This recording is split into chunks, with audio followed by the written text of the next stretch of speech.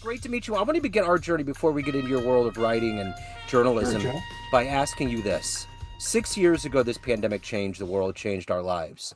How did you get through the coronavirus era, and how has it changed the way that you live and do things today? Well, we're the reason the pandemic happened. We caused the pandemic because we'd started our business in 2014. We were growing, and I was traveling all around the country in January of 2020. And my board got together and said, let's figure out a way to get Henry off the road. So I I thought it was because of the Kansas City Chiefs. My dad always told me that if they ever Yeah. won the Super Bowl, the world would come to an end, and we had the parade in February 2020. So this is a new theory. I have a sign that's it's hell with icicles on it, and I have it ready for the time the San Diego Padres win the World Series because obviously hell would have frozen over then. I can't wait. I'm going to have my winter coat ready to go. I want to see those guys win it for the ghost of Tony Gwynn or for anything else, you know? So, um, so talk to me a little bit about your approach. How did you approach things based on living through that time period? Did it change the way that you lived and approached your work? Well, the we had built the business with me traveling around the country giving marketing with a book summits. So I would call people together and I was sponsored as a speaker on the Vistage circuit. So wherever they would send me, I would stay an extra day and I would talk to executive coaches and management consultants and people who sold their expertise for a living. And I've talked to them about doing a book. So that got wiped out overnight, and we took all that on Zoom, and then just got very proficient at working with people on Zoom and figuring out we didn't have to be on airplanes. Then what changed is when we came out of the pandemic, something I'd noticed that the most successful book projects were ones where I had actually gone to that person's city. So in your case, I'd go to Kansas City. I've got a lot of clients in Kansas City and spend like 3 days with them face to face working on the book. And it just totally accelerates everything, and you get their voice and their tone. And then we live in San Diego, as I mentioned. And in the winter, I started saying, or you could come here to San Diego and I'll put you up on a hotel by the beach and we'll work for 3 days. And a lot of people will take me up on that offer and come out to meet with us. So it's a combination now of in person and Zoom, hybrid. So let's get a handle on what you do on a daily basis for a living. I'm going to put you in front of 13-year-olds at career day. Okay, And one of the kids wants to know what you do for a living. How do you synthesize what you do to make sense to their brains? right. I help people who are experts get more clients, and they get more clients, more business by me interviewing them and helping them write a book about what they're an authority in. And the book has to solve a problem that people have. So I help many people at a time solving their problem. And the more people they help solve their problem in general, the more want to pay them money to solve the specific problem that they have. So what did you want to be when you were a kid? When you were 12 or 13, what was your dream Oh, gig? I'm doing it. I knew in junior high when they made me editor of the school newspaper, I thought, this is what I want to do for the rest of my life. I want to get ideas in print and that people can read and discuss. And I said, I'm going to make a living writing and talking. There's got to be a living I can make by writing and talking. And that's what I've pursued all these years. So who were early influences, whether literary or journalistic, that allowed you to get your voice and your foothold? So my earliest journalistic influence was a man by the name of Al McCombs. He owned the local newspaper, the Chino Champion. And at 15, I interviewed with him that I wanted to be a writer for the Chino Champion. And in his office, behind him was two diplomas. One was in journalism, and the other was an MBA. I came from a family where nobody went to college. Most people didn't finish high school. And I said, that's what I want behind me Yeah. one day. Yeah. So I went out and have been a professional writer for all these years, and then got into the business world and got an executive MBA while I was a president of an advertising and PR agency that someone else owned. And then when I got the MBA, I figured it would be better to own a small company than run a big company for somebody else. Yeah. Because when you run a big company for somebody else, the real question every month is how much is in the bag of gold you brought me this month? And when you show it to them, they say, I need more gold. That's not enough. Keep bringing more. Yeah. And I loved the work. I loved the writing. I loved helping people. I loved having the business angle to it. I wrote for 7 years as a sideline for Forbes, writing a weekly business development column, and have always done columns for newspapers and other things. So I've always had my hand in journalism, but also a hand in marketing. So take me back to where you were born and raised. Are you originally from San Diego? Originally from a little town called Los Angeles. I was born there. Okay. And then my family had a dairy farm. We're Dutch dairy farmers. And I was raised on the dairy farm and working in that. Uh, my first job was at the age of 6. And then when I told my father what I planned to do with the farm once I inherited it, he sold. And we went into dairy cattle hoof trimming. And I helped him with dairy cattle hoof trimming. So it's a good thing to be from. I prefer writing. Yeah, for sure. Well, what did you see growing up? What were the seeds that were planted that made you want to get into this literary track? My sister got married, and her uh, grandfather-in-law was Mr. Roper. I don't even remember Mr. Roper's first name, but Mr. Roper was a retired journalist, and he wrote books. And I mentioned that weekly newspaper column I had. Um, he would invite me over every week to talk about what I wrote and give me tips and advice and ask me challenging questions every week. So I had this mentor. And in his house, he was retired in his 70s, but he still was a professional writer. And he had magazines and newspapers stacked everywhere. And he would get one story from one newspaper and a story from another newspaper, and then pitch a magazine about an article. And that he didn't have to do research or anything. He tied these things together and sold articles to people. He wrote a book that was popular called Roy Rogers, King of the Cowboys. The old Roy Rogers. He did his biography, which was did well. And then he gave me a book about the Associated Press. So it was the history of the Associated Press wire service. And I read that book cover to cover and said, man, that would be the life. And when I was 21 years old, I was hired by the Associated Press to Wow. cover the San Diego Padres baseball team. Wow.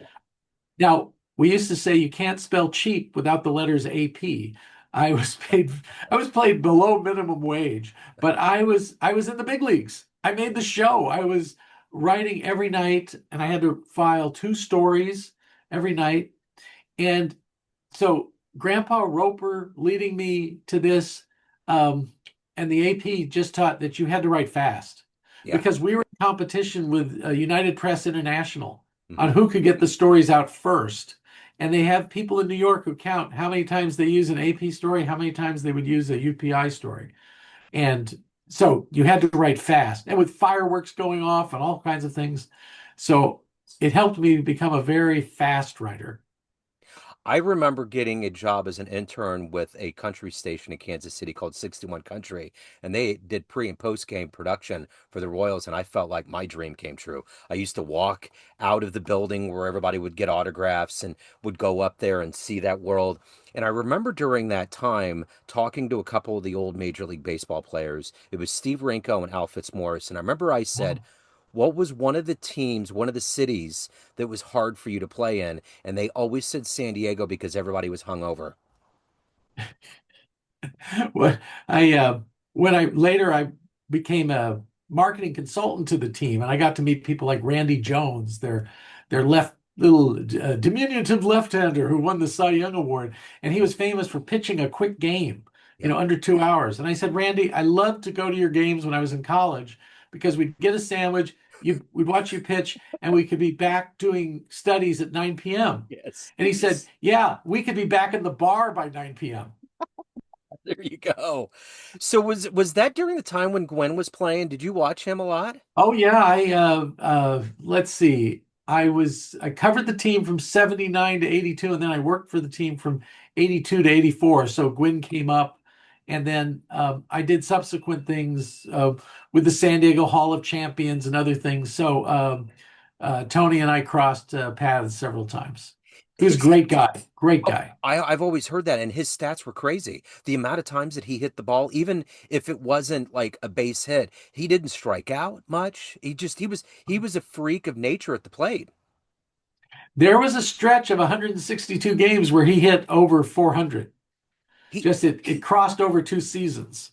he should have hoisted that trophy over his head. Just absolutely should have. It breaks my heart Well, that he he was didn't. hitting 394 when the strike happened. Wow, that's So crazy.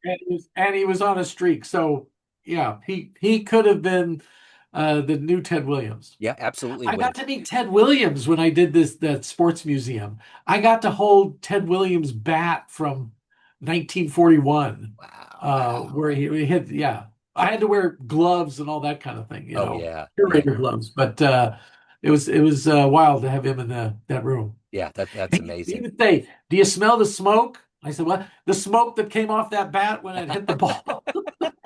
That's so cool. That's so cool. And that's a different era. I mean, he was in the war and he came back. And I remember hearing interviews when he decided to hang it up. He was like, yeah, I'm just not really feeling it. Like he mastered the art of this game that eludes everybody, you know? Ted Williams, in his last year, hit 388 when he Yeah, decided to I retire. know. Yeah, I it know. wasn't. And then he went fishing, but him going fishing, he's in the Fishing Hall of Fame. Yeah, of When course. Ted Williams went fishing, he went to kill fish, Yeah. and he killed a lot of them. He was like the Michael Jordan of baseball, man. Just anything he touched, it turned into Yeah, gold. yeah, It was wild. Very wild. yeah. So, who's been a consistent inspiration in your writing, your entrepreneurial journeys, your teaching others? Who has been that figure in your life that's allowed you to evolve and find your place in the world today? Well, I had a great mentor. I went to get my master's degree in communications, and he was a professor there, Glenn Broom, the late Glenn Broom, and he wrote the definitive public relations text that every university uses, and he was my professor, and he would say that public relations is the management function to identify, establish, and build mutually beneficial relationships between an organization and the audiences it needs to thrive. And I said, "Oh, Dr. Broom, you mean it's the boss's job to find, keep, and build strong bonds with key groups?"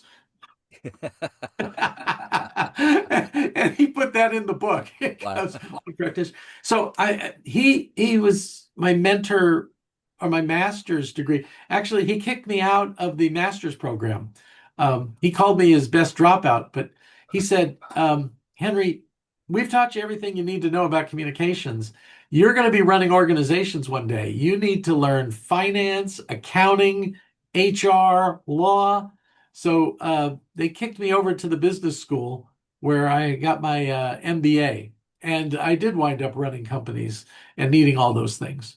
So, and Glenn Broom was my mentor. We would meet every year Yeah. and we would go golfing and do these things until he passed a few years ago. Really sad to lose him. Yeah.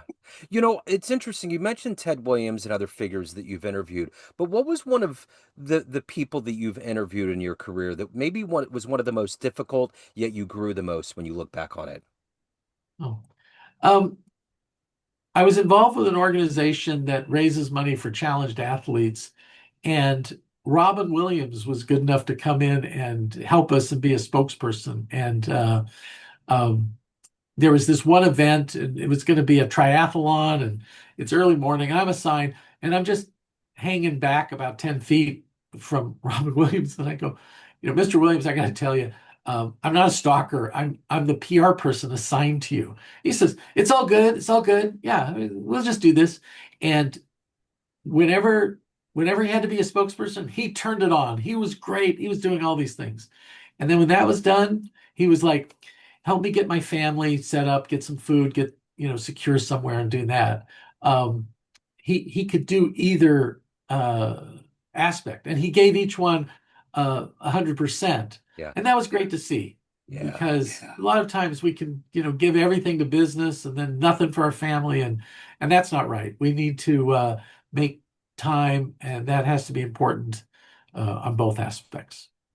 So you see these certificates on the wall. You want to get the degrees, you want to be in the AP, you want to have this career. What's been the most surprising part of being in this world that your dream has come true in? Well, there was this time I thought, like, well, Henry, if you could write for anybody, who would you write for? And this happened after I have a book on Warren Buffett that's a international bestseller, and my co-author Tom Searcy said, "Well, if you could write for anybody, who would it be?" And I said, it would be Forbes. I go, right, I'm with Forbes, and we'd interview and we'd come here to do this. And he said, well, you're smart enough to make that happen. I had met Steve Forbes, the publisher, years before, and he said, Henry, the difference between you and me is I chose my parents better than you did.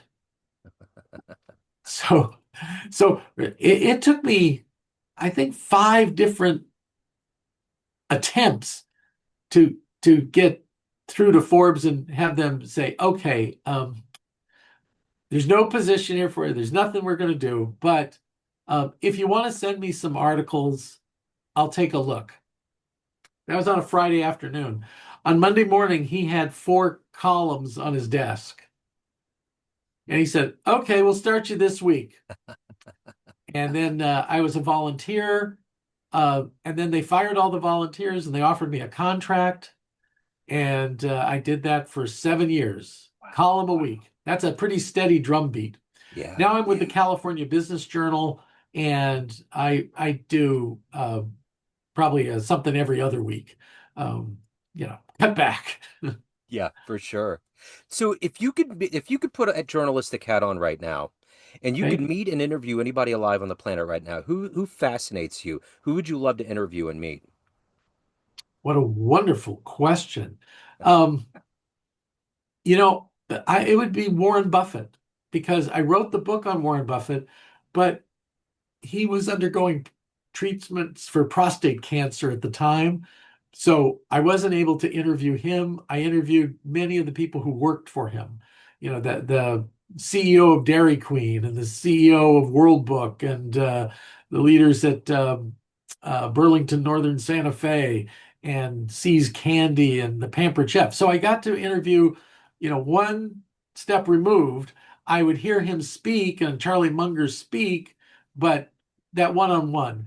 Um, Somebody asked me that question previously, and growing up, I was a baseball fan of the Dodgers, and there was this ball player named Wally Moon. Yeah. And Wally Moon, he was famous for hitting these wrong field home runs, and I just liked the name. And so somebody said, if you could interview anybody, who would you want to interview or meet? And I said, well, Wally Moon. I'd like to spend time with Wally Moon. Yeah. And they said, well, you're smart enough to make that happen. I said, I don't want to look like a stalker. Uh, the long story short is I made a donation in his name to a favorite charity. He reached out to thank me, told me he had a book coming out. I sent him money and said, when the book comes out, send me an autographed copy. He sends me a letter that the book is delayed, and I write back and say, I understand. I'm in book publishing. This happens. Don't, it'll happen when it happens. Um, and the book comes out. He throws out the first pitch at Dodger Stadium. The next day, he's speaking at a museum in Orange County, California. And I went up there and just stepped in. And the woman who greeted me said, oh, would you like to buy his book? And I said, no, I've already bought a book. They're going to send it to me. And she goes, what's your name? And I said, Henry DeVries. She goes, just a minute. Dad, Henry DeVries is here. And Wally Moon looks up and says, Henry DeVries, the book publisher? And That's he beautiful. says, excuse me, people, I need to have a conversation with Henry. We sat down and had a wonderful conversation. And, Great. so yeah, it's just like, what do you put your mind to? You can do that. Absolutely, you can. So, along with you, you clearly work hard. You've been successful in your career, but when you look back, what's one of the nicest things that anybody has ever done for you? That's the real human connection. Is there something that stands Sure. out? Oh, I'm like George Bailey in A Wonderful Life. I Yeah. mean, people have lined up and done wonderful things for me. Um, when websites were so expensive, this website company said, "You need to have a first-class website." And I said, "Yeah, I wish I could afford it." He goes, "No, no, we're giving you, they gave me a $10,000 website." Wow. And another person for Sandler's sales training, I really wanted that, but I didn't have the thousands of dollars I needed. And the Sandler person said, "Well, what what could you do for us?" I said, "Well, I'm really good at direct mail and writing direct mail." He said, "Okay, give us a direct mail program." So they gave me thousands of dollars worth of sales training, and my direct mail program landed one client, just one. Right. It was Hitachi. It was this huge client for them. They go, "Yeah, you've done good." So, like Blanche Dubois in The Streetcar Named Desire, I've depended upon the kindness of strangers, For and sure. I'm very grateful for it. So, what gets you up every day at a high level to do this work, to change lives, to meet your dreams, to be successful, and to take care of your soul? What is that for you? Yeah, as the Japanese would say, ikigai, which is purpose, and it's the intersection of four things. It's like, what do you really do well?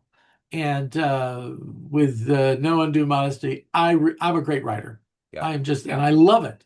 And that's the next thing. What do you love to do? And then the third thing is, what do you do well that you love to do that people appreciate and will pay you money for? And that's, I've ghostwritten, co-authored, edited, published 200 books in the last decade. There's that. And then the next thing is, and what is it that helps the world? Well, all my books are about solving problems. And there's this ripple effect of all these people who have had their problems solved because of books that, if it wasn't for me, those books would not be in existence. They would be trapped inside people's heads. Yeah. And I get them out of their heads onto paper and professionally published. And then as a result of that, a book that they're proud of, um, they have more impact, they have more influence, and they have more income. So there's another nice thing. So that's what gets me up in the morning. So let's say you have a dream tonight. You run into that young version of you that's looking at that MBA and AP certificate on the wall, and you had a film projector and you click play and had a 60-second highlight reel of the life you've lived. Would that young version of you believe it turned out this way? Oh, so I'm like Coach K and I'm showing the projected film. It's like, let's look at this. Okay, let's look at that again. That's it. Okay. So I also say, if time travel, if I could go back in time and go meet 18-year-old Henry, who's working in a field of manure, by the way, Yeah. it's like at the time, that's like, I got great news for you. It's like, you're gonna have that MBA. You're gonna write 20 books. You're gonna be presidents of companies and all this. And I go, wow, it's all going to be perfect. Oh, no, no, it's not. It's going to be 95% be great. 5% is going to be a struggle all the time. You're always going to be trying to lose that 20 pounds. You're always trying to balance all these pressures in there. But overall, it's going to be great. Yeah. So, of everything that you've done in your life, accomplished and become, what are you the proudest of? What are you the happiest about? Um, Indie Books International is my masterpiece. I always wanted to create my masterpiece. I went to a mentor 25 years ago, and he was the former general counsel for Jenny Craig Corporation. And um, I didn't want to create just another marketing firm. I said, I want to create something, I mean, like nothing else. There's no other business like this. Can I do that? Because I also know the Bible says there's nothing new under the sun and, everything's been done before. But he said, you can do that if that's what you want to do. So that's what Indie Books is. We're uh, we solve this problem for people who want to be an expert, who want a book they're proud of, but they don't know how to get it down in paper. They don't know how to get it published. They don't know how to promote it. I train them how to leverage a book. So I found no business that did all those things. So sometimes I used to say, well, we're a marketing firm in disguise. And somebody else said, no, you're not. You're a media company. You formed a media company. It's publishing, it's writing. I have TV programs that I do. Love to have you on my TV show, Agency Rainmaker TV. Joe, that'd be great. But all these things that we do, there's nothing like it. So that's my masterpiece. So everyone has a perception of you, Henry. Family, friends, fans, colleagues, everyone that knows you, but you run the show. What's your perception of you? Who do you think you are? Um, One word. So one word. And in the movie about Howard Hughes that Leonardo DiCaprio was in, um, and he plays Howard Hughes, and he gets in a plane crash, and somebody goes to the scene and says, and he goes, "I'm Howard Hughes, the aviator." All the things he had, Yeah, Hollywood producer, Titan, and all this. yeah, Um, and so me, it would be writer. yeah, When I'm going to be married 46 years in May, and I said to my wife, I said, okay, let's just negotiate this deal. You get one thing in life. What's the one thing you want to be? And that'll be non-negotiable. She said, I want to be a mother. I said, okay, you got it. She said, what do you want to be? I said, I want to be a writer. yeah, And for all these years, every decision was for on my side. If it had to do with writing, I got an automatic yes. And if there's anything for her that had to do with being a mother and now a grandmother, it's an automatic yes. And we do other things and we have other things going on, but you get your one thing yeah. and you can focus on that. I love it. Speaking of that one thing, being a writer, all of your wonderful books are back here. If anybody wants to dive in, any of the work that you're doing, where do they go? Well, thanks for asking. They can go to persuadewithastory.com. I have a series of books on how to teach people how to persuade with a story. And there's a lot of free content on there and videos. And then also they can go to indiebooksinternational.com. And if anybody wants a no cost, no obligation, no selling, no kidding strategy call with me, I'm happy to talk to anybody who wants a book that would give them more impact and influence. I love it. I will put all of these links in the show notes. Henry, what a joy. So great to meet you. Thank you for your dreams. Thank you for your words. This has been awesome. I appreciate it. As they say at Chick-fil-A, Joe, my pleasure. I love it. Hey,